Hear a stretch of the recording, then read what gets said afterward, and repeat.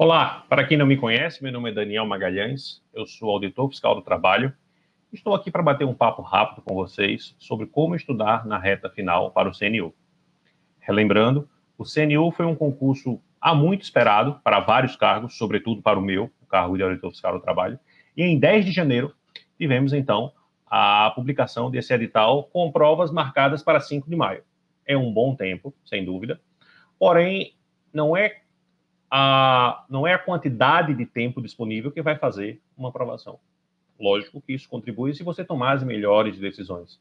E é por isso que eu vou responder aqui em 3 passos como estudar nessa reta final para o CNU, ou como eu estudaria nessa reta final para o CNU. Em primeiro lugar, a gente tem que tentar entender em que contexto surgiu o CNU e quais são as mensagens que a gente recebe da Administração Pública Federal a respeito desse concurso.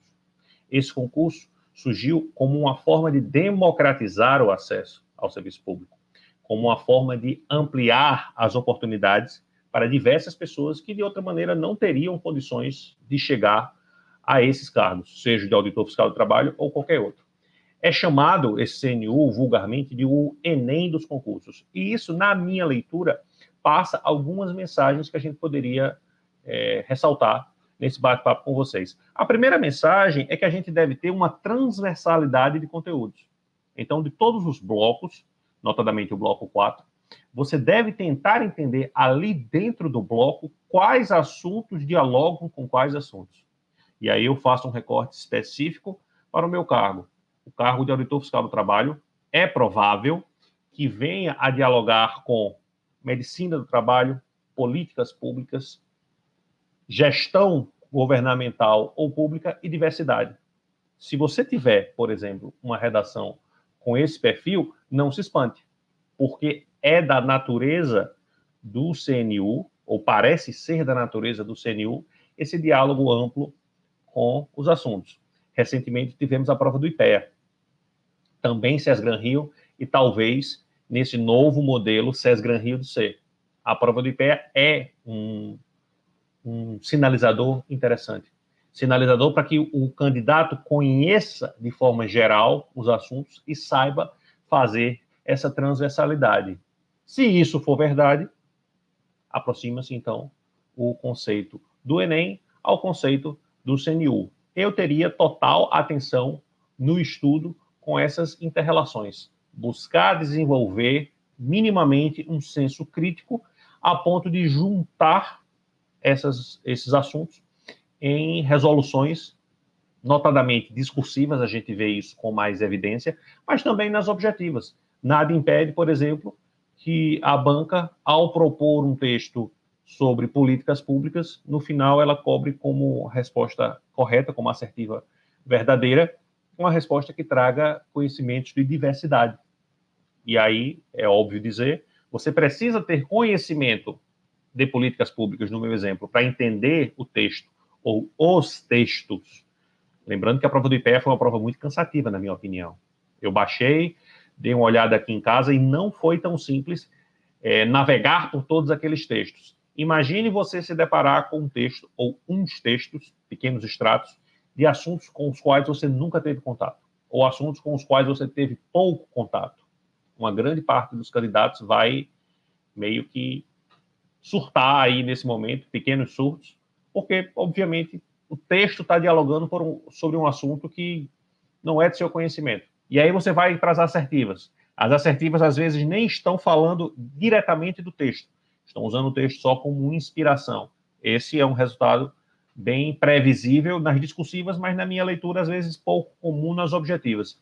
Se você não entende o texto que está sendo trabalhado, e se você não consegue entender as assertivas propostas, é bem provável que você tenha um resultado ruim.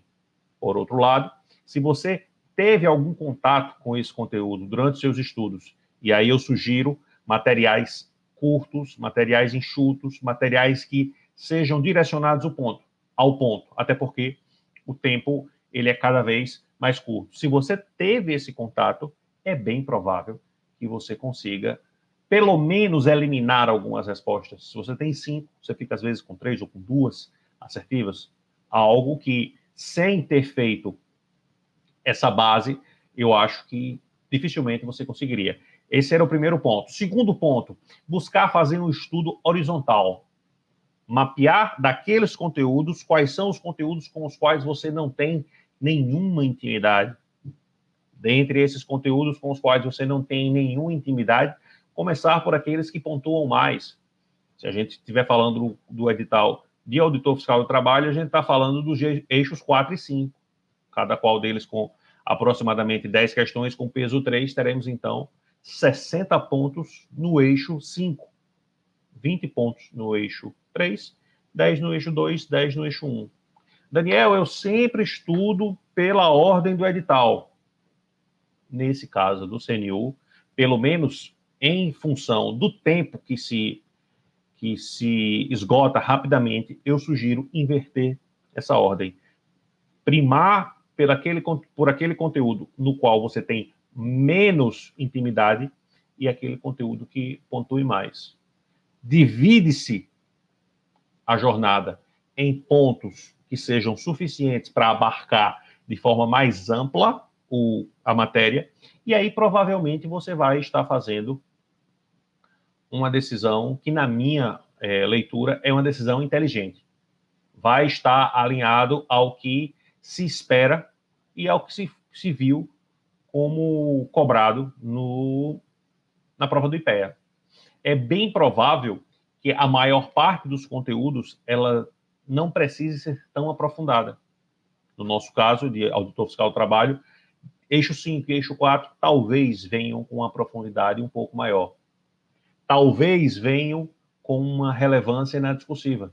Lembrando que a nossa discursiva vai ter que tratar com outros cargos do bloco 4. E aí não sabemos exatamente como isso vai ser, tendo em vista que para os outros cargos a segurança e saúde ou o direito do trabalho não é algo, às vezes, tão presente. E aí, fica como? É uma decisão que você tem que tomar. Então, um estudo horizontal com larga amplitude e, às vezes, pouca profundidade, garante com que você saiba, pelo menos, se virar na maior parte dos conteúdos. Ah, Daniel, eu venho de uma história de outros concursos. E aí, a depender de qual seja esse concurso, a sua preparação pode ser um pouco diferente. Se você, por exemplo, vem de um concurso de carreira policial, é bem provável que os conhecimentos gerais já não sejam tão diferentes para você. Que o eixo 1, se você fez alguma carreira policial, Polícia Federal, por exemplo, se você fez carreiras administrativas de tribunal, talvez não seja tão diferente para você. Se você fez concursos da área da saúde, o eixo 2, provavelmente você já viu.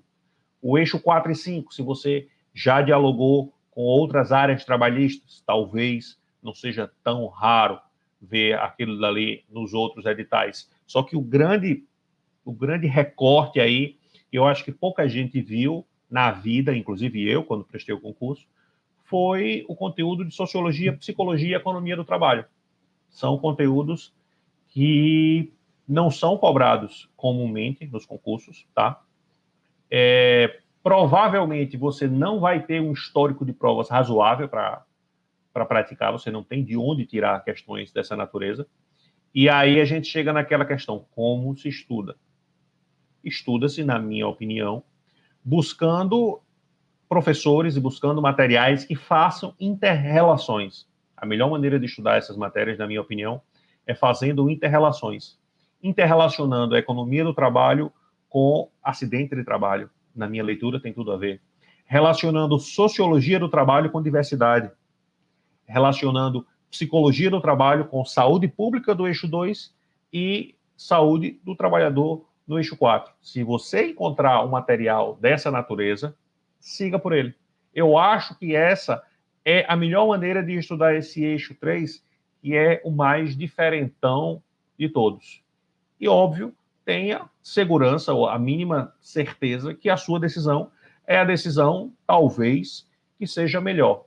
Porque segurança mesmo, a gente vai ter só no dia 5 de maio, quando a prova for entregue e você olhar realmente o que foi cobrado. Quando você olhar lá para a discussível e souber, beleza, isso aqui que vão cobrar. Porque a gente não tem referência.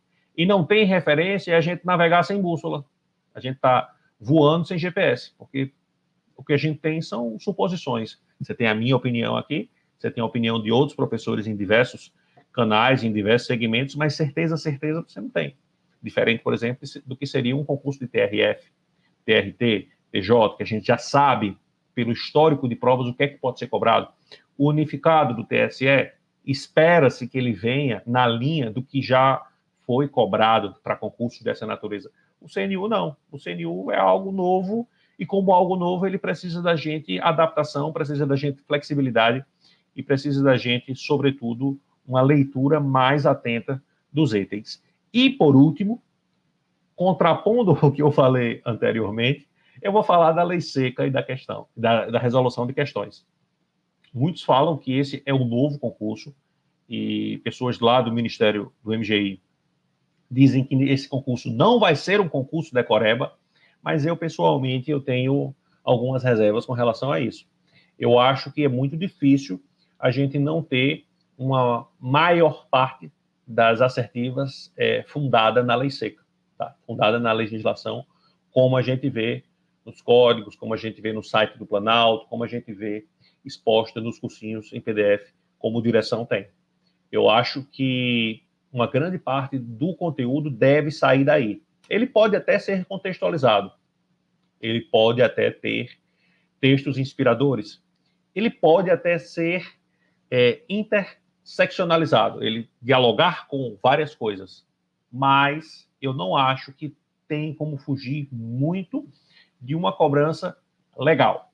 Então, vai conseguir converter mais pontos quem conhecer a lei. E ao conhecer a lei, é provável que os conhecimentos gerais, de forma geral, você consiga dialogar muito bem com eles. Perfeito. Eixo 2 é majoritariamente SUS, bem provável que leitura da Lei 8080, do decreto, você vá conseguir avançar sobre esse eixo com tranquilidade. Eixo 4 e 5, NRs e CLT. É bem provável, e algumas legislações esparsas do direito do trabalho, é bem provável que você consiga também resolver uma parte relevante das questões com esse conhecimento. E aí a gente volta para eixo 1 e 3, os que eu não falei aqui a respeito da lei seca, como eixos nos quais o conteúdo legal ele tende a ser pequeno.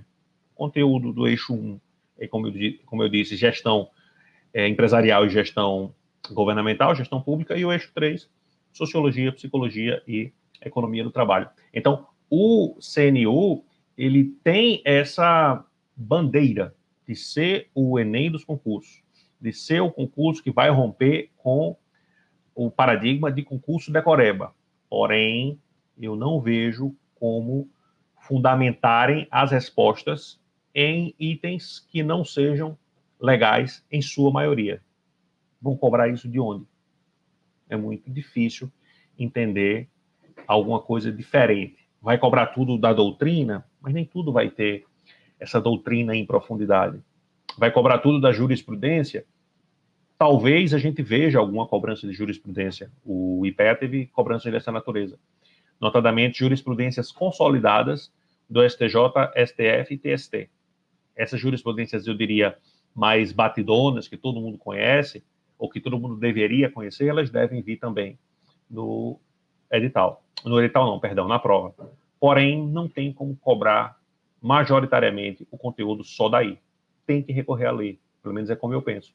E ao ter que recorrer à lei, a primeira e única medida que você tem que ter para entender esse conteúdo é dominar a lei. E você pode dominar a lei de várias formas, né? Você pode dominar a lei lendo a lei. Nem sempre vai ser fácil, porque a lei ela vai ter uma série de nuances, que aí a gente vem para os cursos, tá? Cursos em PDF ou em videoaulas, como a direção tem. Provavelmente esses cursos, eles vão aclarar o que a lei vai trazer e vão dar aqui ou ali uma pitada de jurisprudência, uma pitada de doutrina e uma visão ampla, considerando que a gente está numa reta final. O aprofundamento que o seu professor vai dar para uma reta final é diferente do aprofundamento que ele vai dar para um curso regular. Então, se você aprende a lei pela leitura da lei ou pela resolução, pelo segmento de um curso, eu acho que você tem grandes chances de performar bem. Porém, vem a cereja do bolo, que é a resolução de questões. resolver questões de bancas que sejam similares à SES Gran Rio ajuda bastante. E aí a gente chega naquela indagação. Por que similares à SES Gran Rio? Porque, infelizmente, a SES Gran Rio não vai ter questões em profusão de muitos dos conteúdos. E aí a gente tem que se adaptar. Se adaptar numa cobrança que pode ser similar ao que a SES Gran Rio já cobrou, e aí, se for assim, a gente resolve questões da FCC, resolve questões da VUNESP, mas, eventualmente, em alguns assuntos, a gente vai ter que resolver questões da FGV, até resolver questões CESP, lembrando que esses são exercícios que você faz para o aprimoramento do seu estudo. Você não faz exercício para ter médias bonitas e postar na rede social, atingir 90% de uma resolução. Não é assim que funciona. Então, dessa forma, eu acho que resolver questões em um grande número, eu acho que é o melhor caminho para você fixar a maior parte dos conteúdos. Como dito, a maior parte dos conteúdos tem conteúdos que podem ser cobrados facilmente por questões e que têm questões para serem resolvidas. Outros não têm. É o caso, por exemplo, de sociologia do trabalho. Me deram uma dica muito boa, que aqui eu trago, que é olhar os conteúdos de sociologia e geografia para o Enem. Sociologia e geografia para o Enem, às vezes dialogam com o trabalho, às vezes dialogam com demografia, com migração, com diversidade, com alguma parte de economia do trabalho. Talvez seja interessante dar uma olhada nessas questões como forma de se inspirar para esse tipo de cobrança. Vocês veem que tudo que eu falei aqui é meio que orientando vocês a navegar num desconhecido que só saberemos exatamente como vai ser quando tivermos a segurança de ver a prova em mãos e, então, confirmar ou não que as nossas apostas foram apostas corretas. Mas, se eu fosse me preparar para esse CNU, eu me prepararia dessa maneira.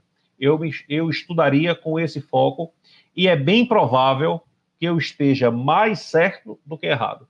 Errado eu estarei em alguns pontos, mas, tendo em vista a experiência do que outros concursos mostraram, eu iria nessa linha por acreditar que essa linha é a menos arriscada e a que tende a trazer mais resultados. Lembrando que serão corrigidas 8.100 provas discursivas para o concurso, para o cargo de auditor fiscal do trabalho. Ou seja, é muita questão. É questão que... Perdão, é muita prova.